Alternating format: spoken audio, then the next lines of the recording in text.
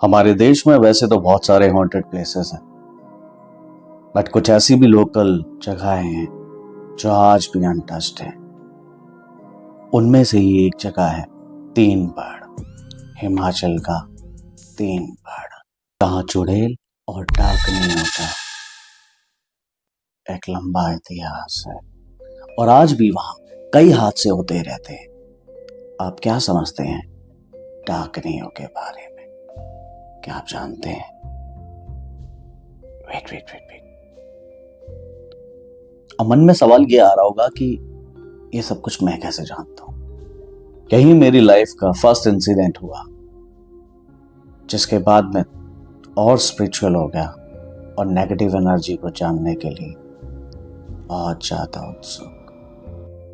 तो ये कहानी शुरू होती है अब ये कहानी शुरू होती है यहाँ से, जब मेरा ईगो पवित्र था और मुझे चुनना था अपने लिए एक गुरु, और मैंने चुना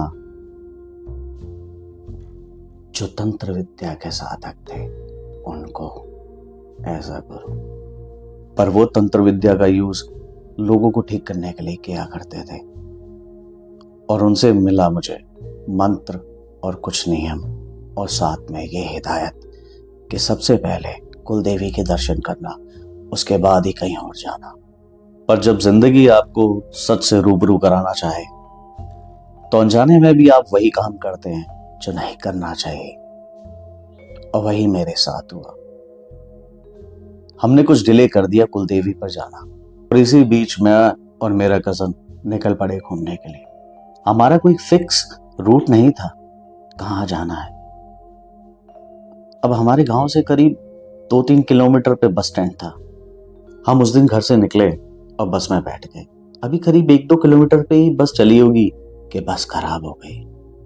अब अगली बस का इंतजार करने में और 2 घंटे बर्बाद करने से अच्छा था कि हम उस दिन पैदल ही चल पड़े रेलवे स्टेशन की तरफ। वहाँ एकदम सन्नाटा था। जब हम स्टेशन मास्टर से पूछते हैं अगली ट्रेन, वो अजीब सी आवाज में बोलता है, सारी ट्रेन कैंसिल है, आज कोई ट्रेन नहीं जाएगी। अब हम उन्हीं ट्रेन की पटरियों पर चल पड़ते हैं, पर थोड़ी दूर चलने पर पीछे से ट्रेन आ जाती है। अब हम जोर से आगे भागने लगते हैं, क्योंकि हम उस पुल के बीचों बीच थे, जहां साइड में कोई जगह नहीं थी और ट्रेन स्पीड से हमारे पीछे। अगर नहीं कूदते उस पुल के साइड में बने हुए उस पिलर पे तो हम दोनों मर जाते। हम दोनों बहुत सहम गए थे, पर अब मन में सवाल था कि वो स्टेशन मास्टर झूठ बोल रहा था या वो ट्रेन कोई छला हुआ था। कुछ समझ नहीं आ रहा था। फिर हिम्मत करके हम चल पड़ते हैं, और कुछ दूर पे ही दीदी का घर था।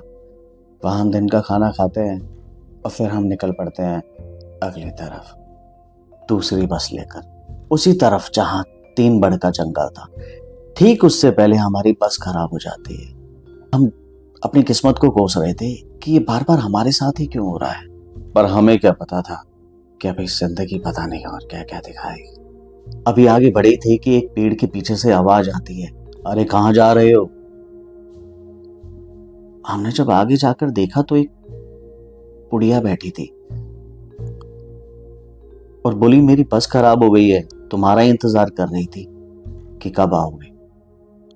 अब अचानक से मैं बोल पड़ा कि तुम हमसे आगे कैसे पहुंच गई?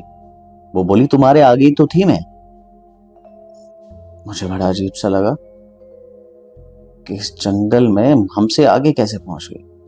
और वो बोली, मुझे इस जंगल में डर लगता है, यहाँ पर चुड़ैलें लोगों को मार देते हैं। अब मैं उसके सामने बड़ा निडर होके बोला, नहीं नहीं, ऐसे दिन के टाइम में कुछ नहीं होता, और आजकल तो वैसे भी कुछ नहीं होता, ये पहले के जमाने की कहानियां है। वो मेरी तरफ एक क्रीपी सी स्माइल देती है, एक गंदी वाली स्माइल। मुझे समझ नहीं आता कि ये ऐसे क्यों कर रही है, बट अब हम आगे चलते हैं तो वो कहती है, कहानी सुनाओ यहाँ की। भाई ने कहा, हाँ सुनाओ। अब वो कहानी सुनाने लगती है। यहीं पास में एक गांव था जहाँ की डाकनियां बड़ी शक्तिशाली थी। उन्होंने कई चुड़ैलों को अपने कब्जे में कर रखा था और अपने कई काम करवाती थी। और चुड़ैलें उनसे छुटकारा पाना चाहती थी। बहुत दुखी थी बेचारी। अब वो अचानक से मेरी तरफ देखती है और पूछती है, आप बताओ, तुम होते तो किसका साथ देते, डायनों का या चुड़ैलों का? मैंने कुछ सोचकर जवाब दिया, अगर चुड़ैलें किसी का नुकसान नहीं कर रही होंगी तो उनकी साइड, वरना डाकनियों की साइड। अब वो मेरा जवाब सुनकर अजीब सी आवाज करती है। वो आवाज सुनकर जैसे मैंने पीछे देखा, वो भाई के पीछे खड़ी थी और बहुत बड़ी थी। आंखों की जगह गोल गड्ढा और लंबे लंबे बाल खुले हुए। ये देखकर मैं डर गया। इतने में मुझे याद आया वो मंत्र और वो कही हुई बात कि कहीं भी फंस जाओ तो अपने सीधे पांव के नीचे से मिट्टी लेकर बिना देखे पीछे फेंक देना। और मैंने वैसे ही किया और हम दोनों वहां से भागे। भाई मुझसे पूछता रहा कि तूने देखा क्या, पर मैं चुप रहा। मैंने उसको बोला घर जाकर बताऊंगा। अब जंगल को क्रॉस करते हुए आगे मौसी का घर था। हमने सोचा कुछ देर यहाँ बैठ जाते हैं, फिर नीचे पहाड़ की तरफ उतरेंगे। वहां हमने चाय पी और उतने में मौसी बोली कि थोड़ी देर में लास्ट बस है, अगर घर जाना है तो उसमें चले जाओ, वरना रात में यहीं ठहर जाओ। पर भाई ने मना कर दिया, नहीं नहीं मौसी, हम चले जाएंगे। हम बस की तरफ दौड़ते हैं पर बस हमारे मुंह के आगे से निकल जाती है। अब तो समझ ही नहीं आ रहा था कि हमारे साथ हो क्या रहा है। पिछली घटना मुझे पता थी, भाई को नहीं। मैं तो वहीं रुकना चाहता था पर वो मना कर रहा था। एक साइड पहाड़ और नीचे खाई। खाई पूरी पेड़ों से भरी हुई थी और एक सुंदर सी बांसुरी की आवाज आ रही थी जो हमें बार बार अपनी तरफ मंत्र मुक्त कर रही थी। और बार बार हम रुक जाते। थोड़ी देर बाद जब मुझे होश आया, मैंने भाई का हाथ पकड़ा और बोला चल यहाँ से। अभी कुछ देर चले ही थे कि पीछे से एक आवाज आई। मैं फिर से आम गया। मुझे लगा फिर कोई छलावा या भूत आ गया। और ये एक आदमी था, एक सफेद कुर्ता पजामा पहने। ये देख के थोड़ी सी राहत हुई। अब थोड़ी सी हिम्मत आई और उनसे बातें करते हुए चल पड़े। इतने में फिर रोड आ गया। पास में कुछ दुकानें थी। मैं दौड़ा और दुकान से कुछ टॉफियां और माचिस ले आया। मैं बोला माचिस क्यों ले आए, पास में ही तो मेरा घर है, तुम लोगों को मैं मशाल दे दूंगा। अब मेरा दिमाग फिर ठनका कि आज के जमाने में कौन मशाल जलाता है।